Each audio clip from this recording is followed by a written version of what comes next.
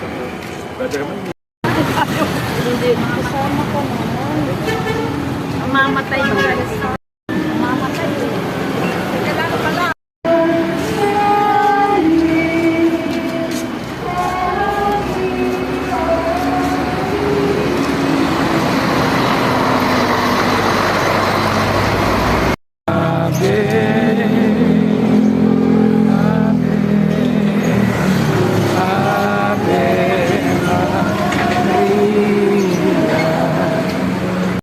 Espiritu Santo. Amen.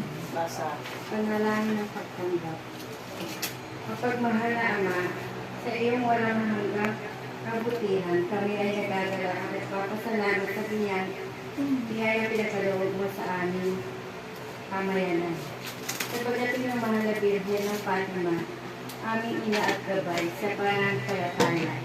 Buong kababaang loob namin siyang tinatanggap sa aming munting tahanan.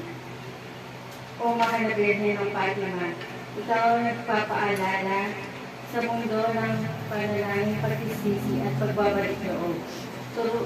Turuan mo kaming magmahal ng wagas, manalangin na may pananampalataya at mag-alay ng sakripisyo para sa kapayapaan ng sanlibutan.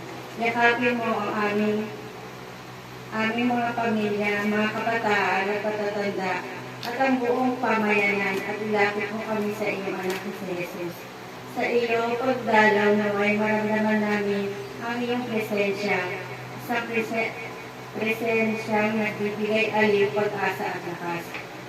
Ito ang aming kaingking na dalangin sa pamamagitan ni Kristo ang aming Panginoon. Amen. Maraming sumasagot. Pagyan mo kami sa lahat ng masama. Amen.